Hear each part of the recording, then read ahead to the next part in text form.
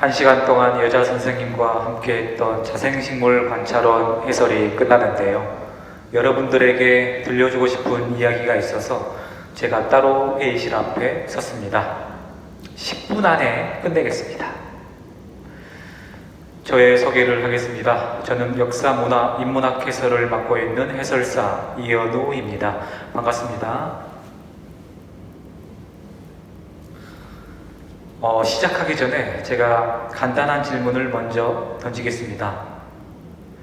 우리나라에서 가장 오래된 종은 무엇일까요?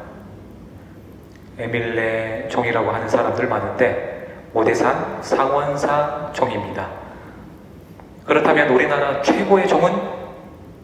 그렇죠. 이때는 에밀레 종, 성덕대왕 신종입니다. 저는 오늘 이 종에 대해서 이야기를 해볼까 합니다. 해설의 제목도 그래서 종의 기원입니다. 종의 기원 첫 번째, 쌍계사와 마찬가지로 다른 사찰들의 범종루에 가보면 이렇게 4가지 악기가 공존하는 경우가 많습니다. 불전사물이라고 해서 사물놀이라는 단어도 바로 여기에서 파생된 것입니다. 법고, 모거, 운판, 범종.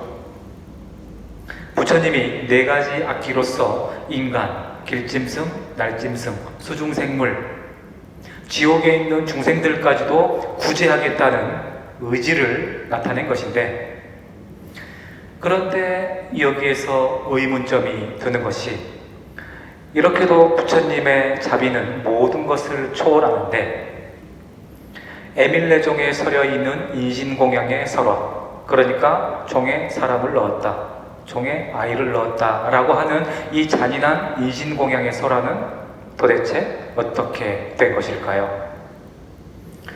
다들 아시다시피 인간의 몸은 대부분 수분입니다. 종이라는 것은 수분이 조금만 들어가도 타종할 때 깨진다고 하죠. 아마도 종소리가 너무나 뛰어나고 너무나 훌륭했기 때문에 전설이 덧입혀진 것 같은데, 전설임에도 불구하고 역사적인 타당성은 존재해야 합니다. 여기 2가지의 추론이 있습니다. 하나는 기호학적 의미, 하나는 역사적인 의미. 자, 종자를 한번 파자해 보겠습니다. 쇠금자에 무거울 중자가 들어가 있는 종자도 있지만 아이동자가 들어가 있는 종자도 존재합니다. 제가 전국을 답사해보고 탐사해보고 인터넷으로 이러저러한 자료들을 검색해본 결과 전국에 있는 사찰들의 70% 이상이 아이동자가 들어간 종자를 쓰고 있었습니다. 여기 쌍계사도 마찬가지고요. 자, 살짝 느낌이 오시죠?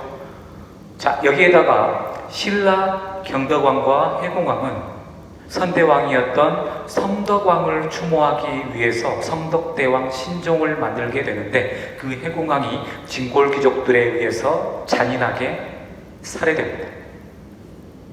아마도 죽은 해공왕을 생각하는 백성들의 그 애달픔이 어머니를 부르는 듯한 소리, 에밀레 종에 투영된 것은 아닌가 생각해 봅니다. 종의 기원 2번째, 학명이 한국종이라고도 하는 신라종은 일본종, 중국종과는 다른 무엇인가가 첨가되어 있습니다. 바로 포뢰라는 이름으로 불리는 겁쟁이용입니다. 여기에는 재미있는 설화가 존재합니다. 바로 삼국통일을 달성했던 문무왕과 관련된 이야기입니다. 자, 아들 신문왕이 동해 이견대를 방문했을 때 용의된 문무왕이 허리춤에 대나무를 매달고 동해와 가문사 주위를 맴돕니다. 점술사가 말하기를 저 대나무를 베어다가 피리를 만들어 불면 외놈들이 물러나고 태평성대를 이룰 수 있다는 겁니다. 그 피리가 바로 만개의 파도를 쉬게 하는 피리, 즉 만파식적인 것입니다. 그 만파식적이 여기 신라종에 떡하니 꽂혀 있는 것입니다. 누군가는 이것을 음통이라고 해서 쇠 마찰음을 거르는 장치라고 이야기하지만 제가 생각했을 때는 아마도 이 종을 치는 순간 부처님의 자비가 온 세상에 퍼지는 것과 동시에 이 만파식적도 동시에 울려 온 세상이 태평성대를 맞이한다는 이중의 뜻이 내포된 것으로 생각됩니다. 여기에다가 이 용은 겁쟁이 용입니다.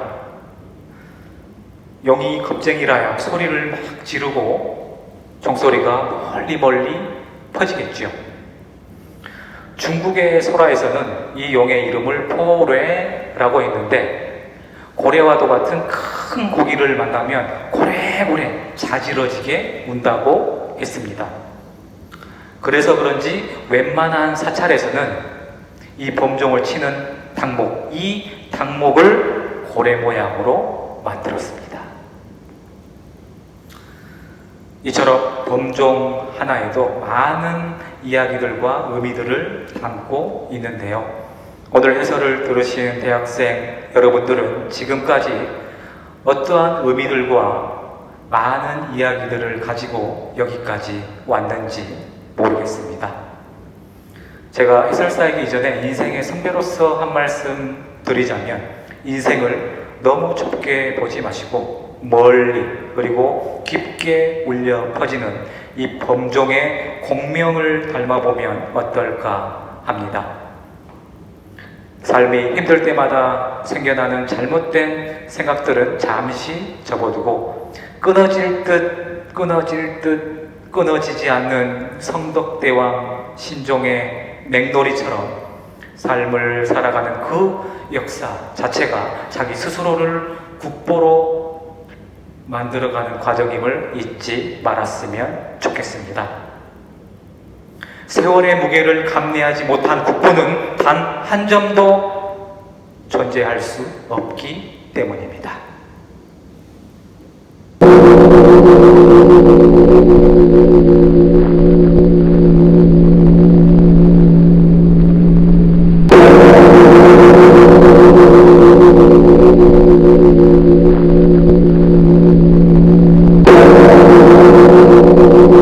Sound of the divine bell of King's Hongduk from 1,300 years ago.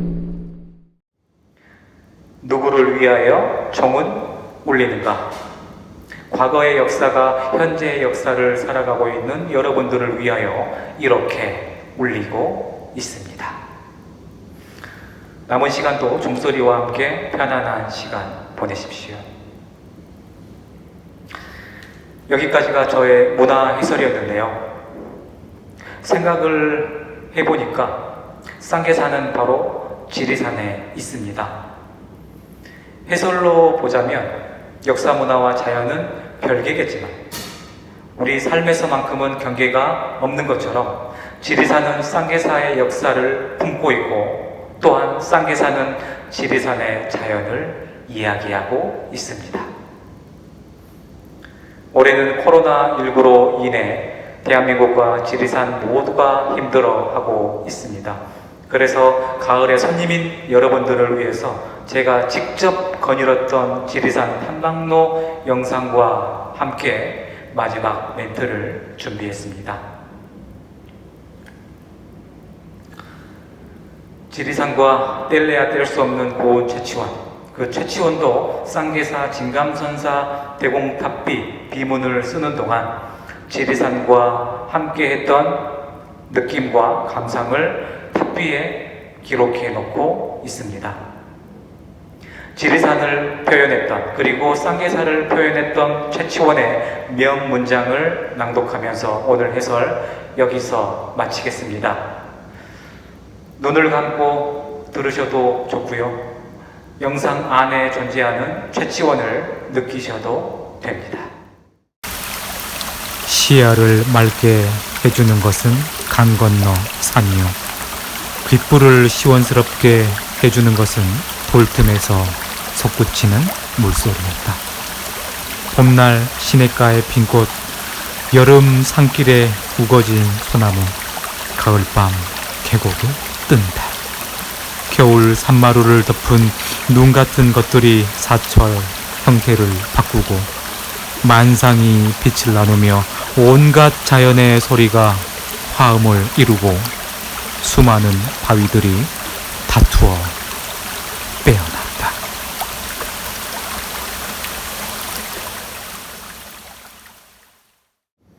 백문이 불여일견, 백견이 불여일행, 백행이 불여일감. 지리산을 느끼는 하루 되십시오. 지금까지 해설사 이현우였습니다. 고맙습니다.